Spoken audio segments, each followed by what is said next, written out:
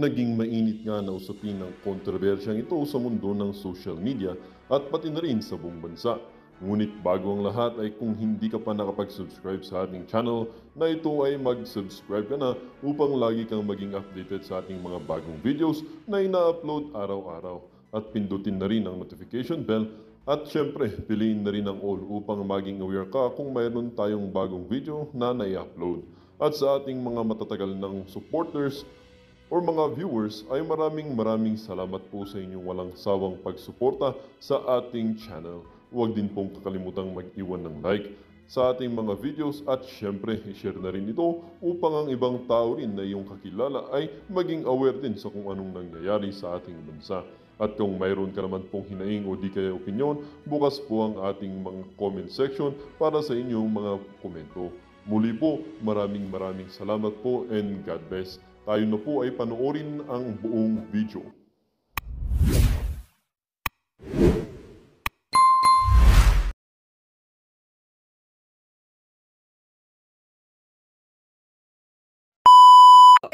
Yung alindog mo daw talaga, ayaw pa kabog.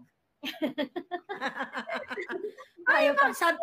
Sabi ko, bakit? Talaga bang umaarangkada yung kaibigan ko? Baka naman, hindi pwedeng lumamang yan. Dapat level lang ang mga alindogan natin. Ay, anyway. Hindi ko makakabog yung alindog mo, sis. Dahil nasa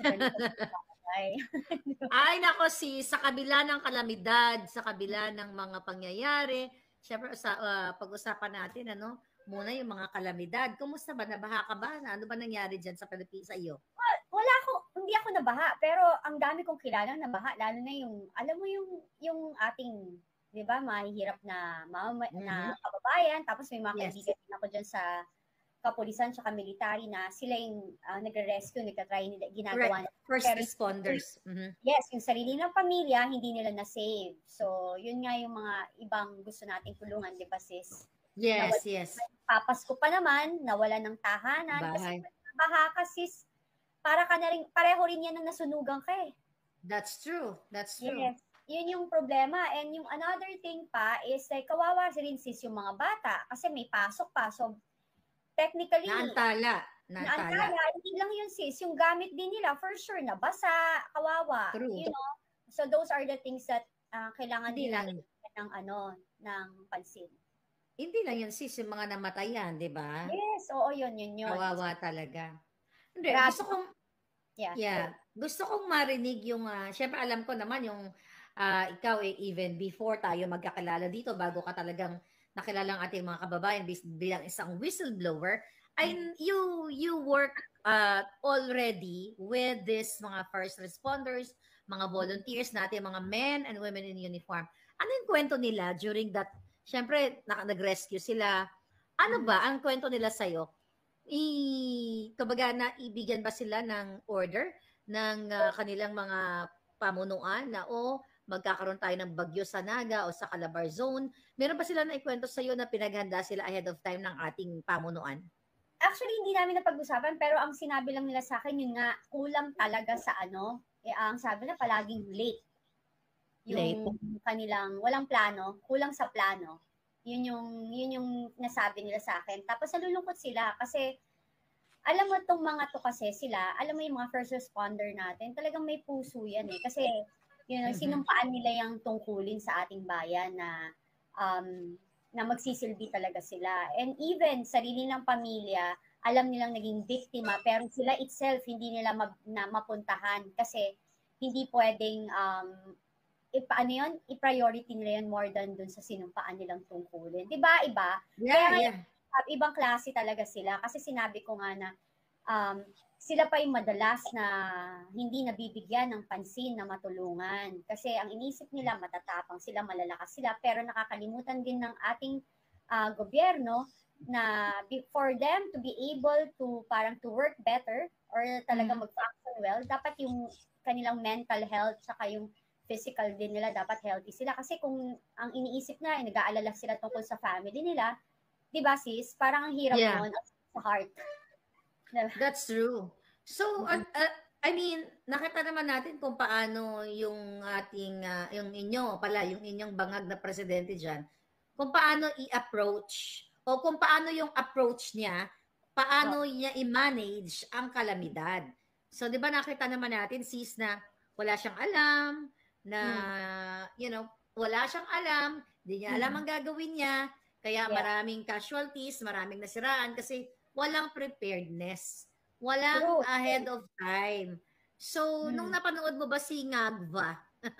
Nung napanood mo ba si Ngagva na sinabi niya na parang binibrief siya ni DILG Secretary Remulla na ito yung mga nasira sa ganito, sa Bicol, sa ganitong area. Tapos, alam mo yung para siyang tuliro na para talaga siyang Ngagva na anong gagawin natin? Like, siguro kahit ordinaryong Pilipino, madidisappoint dun eh. Kasi supposedly, like, if you're the leader and you're a president, and ang may kasalanan din dyan yung kanyang team. 'Di ba? Hindi man lang siya sinalo na, sir, 'di ba? Sir, eto po yung plano namin. Wala, tahimik. Baka bangag din kasi yung mga nakapaligid sa kanya. Hindi ba pumasok sa isipan parang flashback na during the time na na-witness mo, sinabi mo naman yan, na na-witness mo siya na talagang sumisinghot siya ng white powdery substance. May mga nakita ka ba, sis, nung time na yun, yung talagang weakness ni Kuting o ni Bangag during that time na nakasama mo with Tony Boy, your ex, as may nakita ka ba talagang weakness o weaknesses niya na harap-harapan na hindi niya kayang mag-solve ng mga problems, like mga under pressure? Well, yung simple example yung like yung interview sa mga media, mainstream media, napapansin niyo naman kung pwede maikse, short, or hindi siya makasagot ng diretso, nararatel. So, hindi kaya. So, from there, kasi, di ba, ikaw, presidente ka eh, dapat nga head-on mong kinakausap yung mamamayang Pilipino, hindi ka gumagamit ng frontliner, like ng mga tao, di ba? Parang dapat ikaw mismo sumasagot. Yes, di ba? Parang PRRD, diretso, sa Senate, tawang-tawa ko, ayaw pa umalis. Diba? I know, ayaw umuwi ng ating Pangulong Duterte. Grabe, talagang hindi ka rin natulog, Anyway. Napuyat din ako dun, sis. Pero tawang-tawa ko dun, promise. I know. It's a show. Ano talaga siya, I call him a magician. Rockstar talaga. Kumbaga, rockstar magician. Rockstar, ano pa ba? Talagang legend, ika nga. Pero, alam mo, talagang yung mga revelation mo, sister, alam mo, medyo, I don't know kung kailan, baka bukas na tayo matapos nito. Marami ka pag-uusapan. Pero yung revelation ng isang Cathy B, na isang warrior, talagang warrior, isa sa mga warriors ng bayan, doon mo makikita sa mga, kung paano ni Marcos Jr.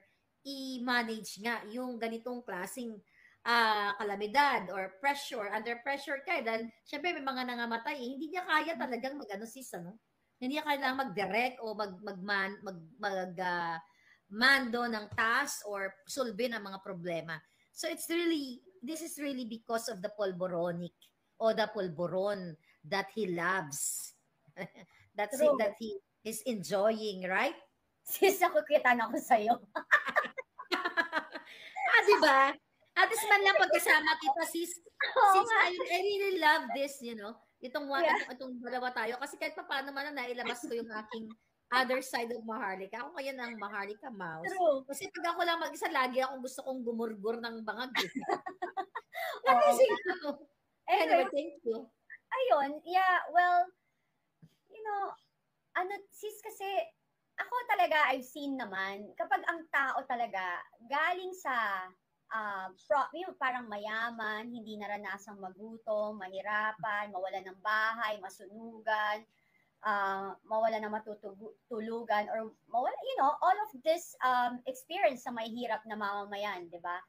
Hindi talaga nila maiintindihan kung saan nanggagaling, kung ano yung suffering ng isang taong nahihirapan at nasasaktan because sa sitwasyong kanilang kinalalagyan. And as you can see, most of our leaders na naupo dyan ngayon are like that. So, insensitive talaga. Insensitive. Napaka-insensitive nila. Hindi nila kayang bigyan agad ng mabilisang responde o response yung mga pangyayari ngayon sa ating bansa. Yung flood control natin, dinidedma nila, yung PhilHealth natin, sino ba yung magbe-benefit ng mga yan? Di ba mahihirap yan eh. So, they don't really care because they don't know yung feeling na mawalan at mahirap. Yun. Since actually magdi-disagree ako sa'yo na mayaman sila. How about hindi sila mayaman? Magnanakaw sila, sister. Yumaman sa pagnanakaw. Magnanakaw. Yumaman sa pagnanakaw, di ba? So, grabe. Anyway, speaking of that, let's focus dyan sa calamity na response nila. Sobrang kawawa sila. I think nabanggit ko ka na kung napanood mo. Imagine mo, sis, di ba? Ang EU nagbigay ng, for this year, kung tama yung figure natin, based on the Billionaire article, nag-total 6 million euros. So, parang kinumpute-compute ko yata yun is nasa 378 million pesos. 378 million para sa para sa mga biktima. And also, bago tayo mag-start, basa ko rin sa US Embassy, na nagbigay pala kami, Filipino Americans or American people, nagbigay pala kami ng 1.5 million US dollar, which is if I will, calculate it, nasa 87 million or let's say 80 million na lang. 'Di ba? Ang dami pala talaga dapat matutulungan nito mga international aid. Pero ikaw ba, nanonood ka ng news or nagbabasa ka sa social media? May nakita ka ba na in-announce ng gobyerno na ito, ang EU nagbigay, ang US nagbigay, at ito inaabot na namin sa taong bayan? May nakita ka? Wala akong nakita. Sa kayo napunta yung pera nila, no? Basically, walang declaration. Ikaw rin, di ba? Parang napansin niyo. Kayo dito, sa mga nanonood. Yes. May nakita ba kayo na may nag-post sa mainstream media or sa presidential communications na binigay nila itong 6 million euros and 1.5 million US dollars? Meron? Wala? Ako wala akong nakita. Wala. Okay. So, doon mo makikita talaga na sa gitna ng kalamidad, patuloy na ninanakawan ang kawawang mga biktima. Ayan, wala lahat, Sabi ni Eric, ni Jean. Walang declaration. Walang declaration, walang transparency, walang accountability.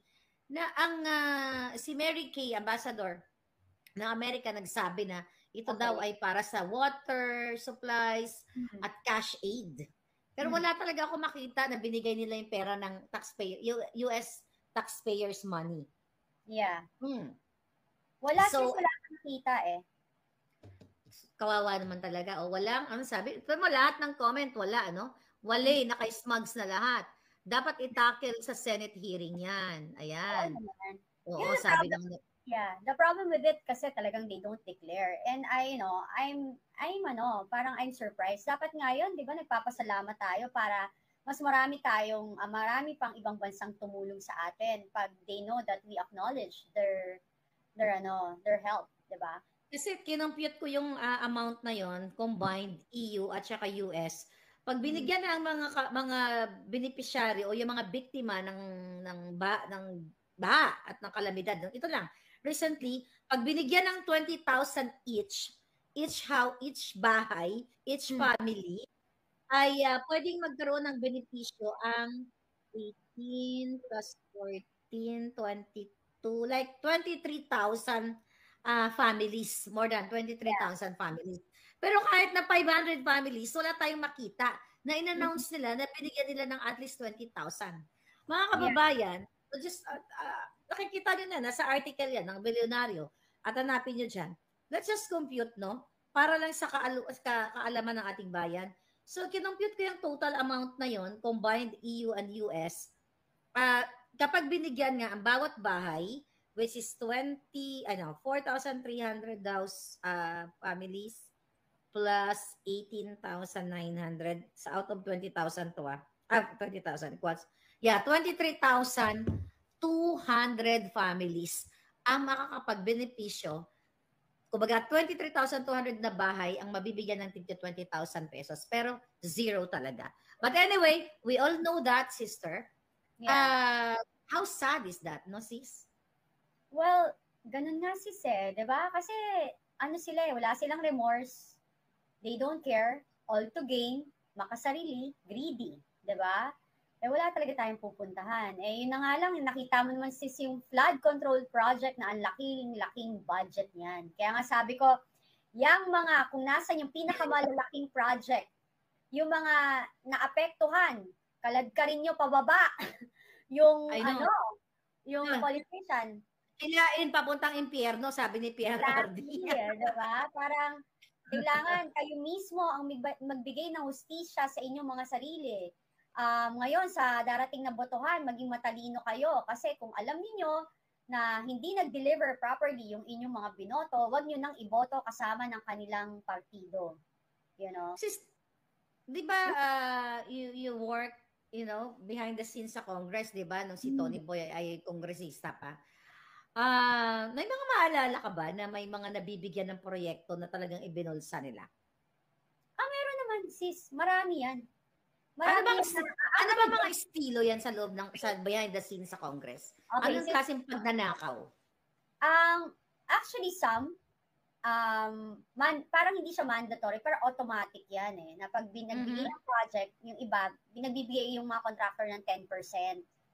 So, yung way nila ang sinasabi nila yun, na okay, para pangtulong, di ba, na pangtulong sa mamamayang Pilipino. Some naman, there's super straight. Talaga namang, syempre, magkano lang, ayun nga yung sinasabi ko, magkano lang ang sweldo ng kongresista, di ba? Para matulungan niya yung kanyang constituent. So, kailangan niya talaga ng extra income, basically. So, ang nangyayari dyan is, kailangan na ng pera, so tinatanggap nila. Yung iba lang, nagiging ganid. Yung imbes na 20, humingi pa ng extra, 30. Balita ko nga ngayon, hanggang 60%. 60. Lala. Hanggang 60. So, kaya tingnan nyo yung nangyari dyan sa Bicol. Di ba? Ano nangyari yan? Nakita nyo rin yung yung bridge na wala man lang walang bakal, anong tawag doon? Basta walang properly, foundation. Yeah. Oo. So ang hirap din sis kasi kailangan pa mangyari lahat ng ito para na ating malaman. Pero sabi nga nila, ang Diyos may paraan ang Diyos mismo magpapakita ng katotohanan. Kahit na anong taso mo, kahit na anong kadami mong pera, feeling mo sobrang powerful mo, kontrolado mo lahat, pag ang Diyos ang gumalaw, wala kang control. Yeah, that's true. Kaya nga 'di ba, ang ating mga nakarating sa atin mukhang may lilipad. Kwentuhan mo yung mga palangga natin, excited sila sa mga lilipad. O nagliliparan na sila ngayon sa Malacanang dahil sila mismo ay naggugurguran. Oo, nako. Mukhang may lilipad. Uso pa naman Halloween ngayon, manananggal. Si Lisa Tanas. Si Lisa Tanas lumilipad. Mga vampire, mga vampira kasi nagsasak ng wealth ng ating bansa. Imbes na blood. Yeah, but ang kanina nga sabi ko may parating na bakbakan talaga. That's really exciting yan maraming bakbakan yun na I told you already but we cannot disclose right now. Yes. Syempre, di ba? Pero you know what? Mapunta tayo kay Pangulong Duterte sa Senate hearing dun sa Blue Ribbon Committee. Alam mo kasi, I thought maging part ka nun. Kasi di ba napag-usapan natin na papatawag ka sa Senado, di ba? Sa kaalaman ng ating bayan, may kumontak sa'yo, di ba? May kumontak sa'yo na maging na magtitistigo ka. I mean, maging resource person ka sa Senado. Ano nangyari? Bakit mukhang nabudol na naman ikaw? I guess maraming kumukontra. Yeah. Alam mo, kasi we all know that. Okay. Yeah, di ba? So, second to that is like, when I talk to them kasi, sabi ko, gusto ko dun siya ibuksan yung PIDEA leaks kasi dun ako talaga well-connected. Di ba? Ako yung missing puzzle dun Yung, di ba? I love that. Ikaw talaga yung missing puzzle. Makailangan mabuo ang puzzle pag doon si Cathy B. Di ba? PRRD. Di ba? Yung mga tao. Di ba? Kasi si Mr. Morales, JM Morales, meron siyang evidence. Di ba? And testimonial at saka yung dun sa authority to op. Kasi nung yung mga papers na yon, una nataranta sila eh. Wala pang testimonial evidence, wala pang eyewitness eh. And you are the eyewitness, and you are the missing puzzle, ika nga. So, exactly. So, ayun, tapos na. Diba? Supposedly, tapos na yung boxing eh. Dapat ano yan eh, para matapos and mapatunayan natin, then, ang sabihin nila, of course, they will ask me, paano mo mapapatunayan na nagsasabi ka ng totoo? Eh di ang sabihin ko, eh di lahat po tayo, magpa-lie detector test, at saka lahat din po tayo, magpa-hair follicle. Kaso lang, sis, kailan pa ba yung call na yan? August. baka October, November na, 3 months eh. 3 months lang, makiklear ka na. So, wala na rin kwenta yung hair follicle mo. Not unless, kasi hindi naman sila humihinto. Hindi sila tumitigil. I don't think na makiklear yan. Kasi hanggang ngayon ayaw nila ng hamon ng hair follicle test. Pero, di ba, kung tama yung pagkaalala ko, kasi we talk about that Senate, pagiging resource person mo. Pwede mo ba i-share? Yung pwede mo lang naman i-share. Kung ano dapat yung talagang, kung ano yung, yung approach nila sa'yo. Na-in-approach siya ba na magtestigo sa Blue Ribbon Committee? Hindi ako in-approach. Hinihingi lang nila yung aking affidavit. Okay. So, nabigay mo yung affidavit mo? Hindi ko pa nabibigay. Inaayon. Pero hinihingi nila. Hinihingi na. So, yung USB, nabigay mo na? Hindi. Hindi. Wala pa USB. Ayoko kasi sis na kasi ganito yon. Ayoko ma-waste yung aking pakikipaglaban. Tapos, ayokong bigyan ng chance sila na gawan ako ng anything. Diba? So, parang ang goal ko talaga is to win. Kasi I know when you're speaking the truth, talagang hindi ka magkakamali. Diba? Kaya nga tayo, harapan. Ito yung mukha natin, tayo sumasagot. Then, they are like, they cannot face the people about it. They're ignoring it. So, diba, kapag ganon, ibig sabihin, parang, bilang leader, dapat sumasagot ka eh. Kaso eto ngayon, ayaw nilang harapin. Di ba? Parang, for them, wala yan. Kasinungalingan. Why don't you deny it? Pwede mong sabihin mo, kunwari, si Liza, sabihin niya na, hindi ko to yung sinasabi ni Cathy Binag. Di ba? Si BBM, pwede niya sabihin, hindi kami nagda-drugs. Mga anak ko, pero wala talagang silang hanggang ngayon, itong dalawang hunghang na ito, wala talagang dalawang salot sa lipunan, yung promotor ng lahat, wala talaga silang walang statement. Even na kay Attorney Glenn Chong, yung Pandarayas election, wala rin. Pero sister, meron silang mga trolls na nagsasabi, not only trolls, again, the PNP, DND, NBI, in July, di ba, na tinatakot nila ako na they will file a case against me because of that authenticated video na inilabas ko. But there you are, again, with your alindog na hindi pa kakabog, walang gustong mag-file ng case against you regarding yan sa testimonya mo na nakitaan mo na si Marcos Jr. talaga ay dumudugo, sumisinghot ng pinagbabawal na white powdery substance at inaloka ni Lisa Marcos ng pinagbabawal na pulburo na yan during the time nung kasama mo pa yung ex-partner. Andun, may mga pinangalanan ka, yung Voltis 5 o yung iba pa mga prominenteng kaibigan nila na kasama nila dyan sa gabinete. Wala talaga. Sis, iba ang power mo.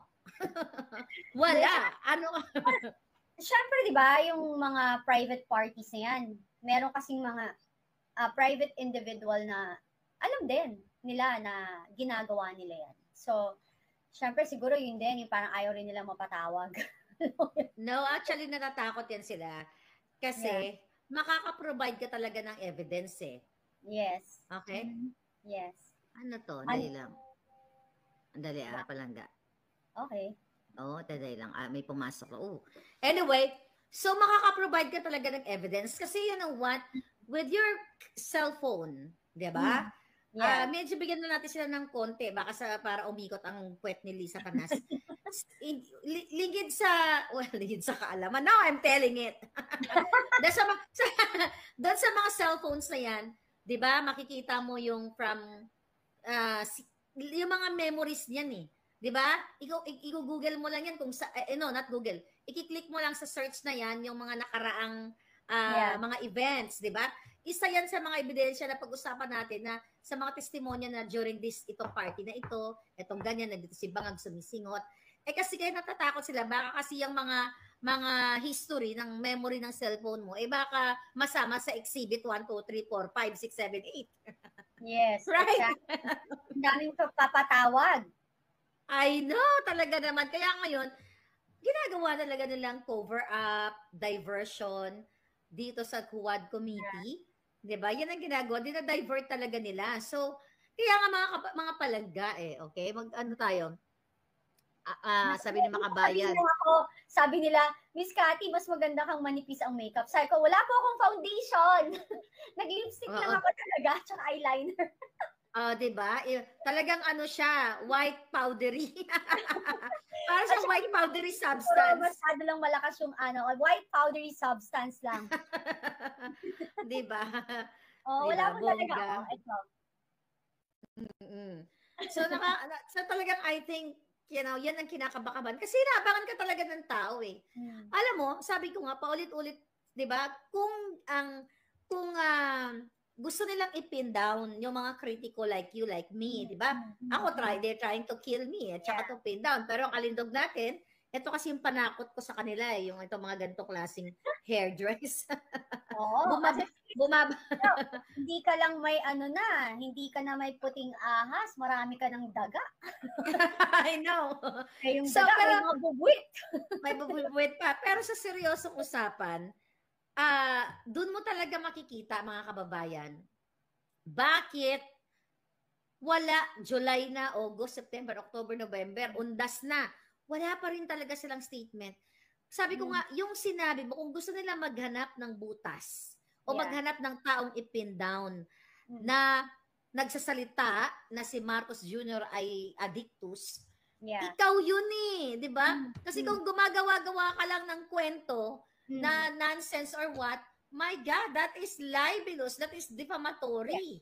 Yes. Pero, until now, ni isang salita, ni isang word, walang sinasabi si Bangag.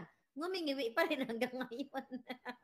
Kaya sis, ang ganti nila is to form that Huwad Committee. Di ba? Yung Huwad Committee na yan. Totoo. Diversion. Basically, diversion. They're not really facing the problem. Yes. Kaya naman talagang dapat. Ano kasi yan, sis, yung drug, drug addiction or like white powdery substance na kanilang issue, it's just tip of an ice, di ba? Parang maraming mabubuksan pang iba. Maraming madadamay.